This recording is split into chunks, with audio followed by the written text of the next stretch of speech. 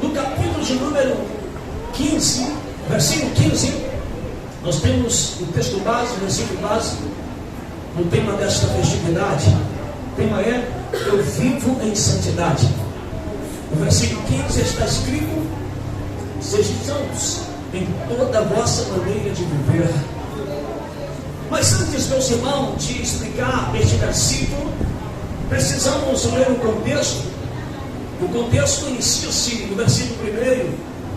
No versículo 1 até o versículo 2, nós vamos ter a introdução da carta, aonde temos informações de quem escreveu, que foi o apóstolo Pedro. Também temos a informação a quem a carta foi direcionada.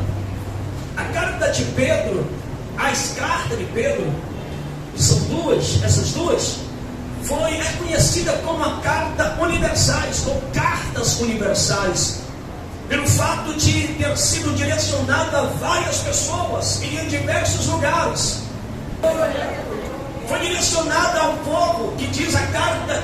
Pedro vai dizer que eles são os eleitos de Deus. Pedro também vai informar que este povo a qual foi direcionada esta carta eram povo peregrinos, forasteiros, que estavam espalhados em diversos lugares, como Ponto, Galácia, e outros lugares mais. E o povo de Deus estava espalhado pelo seguinte motivo: por causa da perseguição, porque as pessoas não aceitavam o estilo de vida, o modo de vida que estas pessoas adotaram. Esses irmãos se converteram ao Senhor e mudaram seu estilo de vida, se tornaram outro. O padrão de vida era outro. A diferença foi notória entre o povo. E pelo fato deles servir ao Senhor, eles começaram a ser perseguidos. A Bíblia diz que este povo foi dispersos, se espalharam. O apóstolo Pedro vai chamar de peregrinos aqueles que não têm morada fixa, aqueles que estão numa cidade, mas não é da cidade, aqueles que estão numa casa, mas em breve, logo, vão ter que deixar a casa para uma outra casa. São os peregrinos. Versículo 3 a seguir, Pedro vai louvar a Deus pela salvação. Quem aqui nesta noite já louvou a Deus pela salvação da sua alma? Seja sincero, irmão, quem é grato a Deus pela salvação? A salvação, ele vai dar alguma ênfase dizendo que a salvação é uma obra que tem participação da Trindade divina. O Deus Pai escolhe, o Deus Pai escolhe, o Espírito Santo santifica ou separa do mundo para Deus. Só que ao chegar a Deus, precisa de passar por uma limpeza, por uma purificação. Aí entra a obra expiatória de Cristo no Calvário para perdoar os nossos pecados e nos ligar, reconciliar com a presença de Deus. E ele vai dizer também, no versículo 4 adiante, que durante esse tempo de peregrinação, olha que coisa, no momento em que eles decidiram entregar a sua vida a Cristo, fazer parte dos cristãos, da família de Deus, apesar dos sofrimentos e oposições, o apóstolo Pedro, na inspiração do Espírito Santo, está dizendo: a partir deste momento, a tua salvação está guardada no céu. Deus está guardando a tua salvação no céu.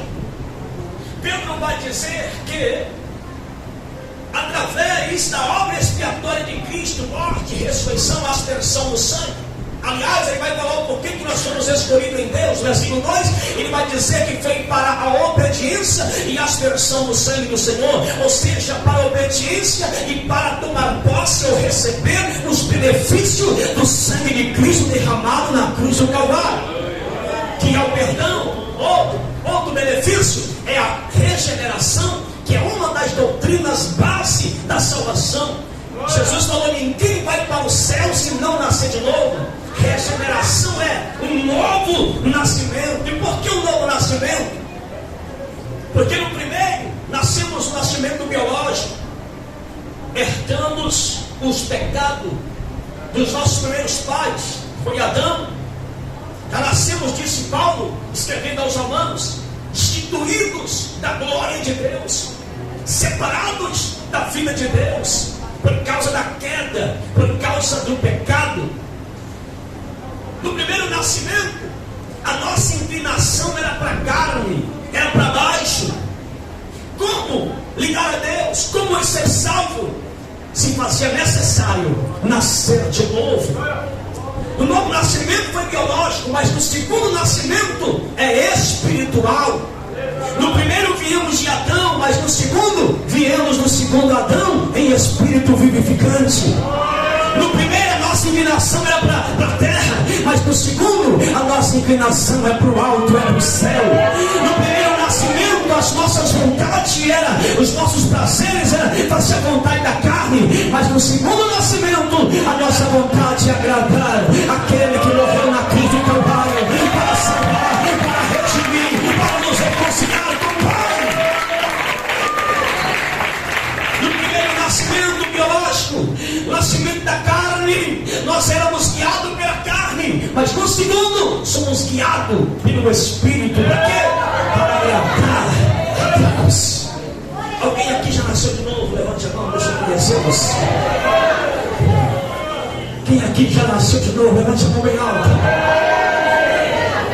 Libera pelo menos 3 glória a Deus por isso, porque ninguém vai para o céu se nascer de novo.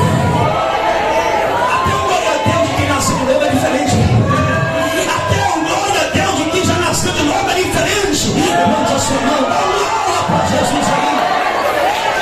Nascidos de novo. 2 propósitos pelo qual nascemos de novo. Primeiro, nós somos regenerados para uma viva esperança. Segundo, somos regenerados para uma herança eterna. Que herança é essa? A salvação das nossas almas, que está guardada no céu, na mão do Todo-Poderoso. Escute, nascidos de novo, a nossa salvação está nos céus. Aguarde. Escute, a salvação ela é operada em 3 tempos, em 3 fases ou em 3 estações. Salvação inicial, salvação progressiva e salvação final. Bem como a santificação, ela tem o seu início na regeneração e tem a sua progressão, aleluia, durante a nossa peregrinação daqui, e a santificação final que se dará no arrebatamento da igreja. Mas enquanto isso, a nossa, só foi você tomar a decisão, entregou a vida para Cristo, arrependeu dos pecados, a sua salvação está selada. Mas estamos aguardando para o final. Enquanto a salvação está sendo guardada no céu, o salvo está aqui na terra, peregrinando. Mas diz a Bíblia que pela vossa fé está sendo guardado também pelo poder ou pela virtude de Deus. Deixa eu te explicar uma coisa. A nossa salvação está guardada no céu, mas enquanto estamos caminhando aqui, o Pai está guardando a nossa vida também. Pedro vai escrever esta carta a um povo que estava debaixo da pressão de lutas, perseguições. Que Paulo disse? Não está vendo e consegue amar tanto ele, que é um amor indizível. Não tem como explicar. O que é isso? Só o Espírito Santo pode colocar isso em nosso coração. Olha a esperança, não vejo ele agora, mas um dia eu verei. Eu vou abraçar ele, eu vou abraçar ele. Eu quero pegar na sua mão, eu quero olhar nos teus olhos e quero falar: Jesus, como tu é lindo. Aleluia.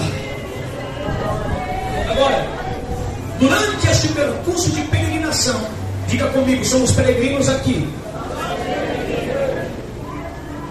Aí, algumas recomendações que você não pode perder. No versículo 13 ao 18. 16, o apóstolo Pedro vai chamar a nossa atenção para duas doutrinas. Primeiro, para a obediência, versículo 13 ao 14. No versículo 2, nós somos escolhidos em Deus, por Deus, para a obediência. No versículo 13 ao 14, ele vai dizer como filhos obedientes. Ele está dizendo, durante esta peregrinação, que tipo de filho é você? Só se torna filho de Deus a partir do novo nascimento. É por isso que nascemos de novo. Porque no primeiro, como eu disse, era biológico, era da carne. Mas no segundo, você nasceu de cima, nasceu de Cristo. O nascer de novo significa no grego nascer do alto, nascer do Espírito, nascer de Cristo. Então você é filho de Deus. Durante esta peregrinação somos filhos de Deus. Agora escute, que tipo de filho nós somos? Rebeldes ou obedientes? Ele está dizendo, sedes como filhos obedientes. Primeira doutrina que aplica nesta noite. Primeiro ponto que nós precisamos atender. Durante essa peregrinação, lute para não ser rebelde, seja obediente. Meu Deus, eu sinto a voz do Espírito testemunhar em meu espírito. Seja obediente. Eu escuto a voz do Espírito em meu coração dizendo, fala para a igreja, seja obediente. Seja obediente. Oh glória, os mandamentos de Deus são barreira para você não cair no abismo. Seja obediente. O não de Deus é proteção para a tua alma. Seja obediente. As leis de Deus é uma placa de aviso.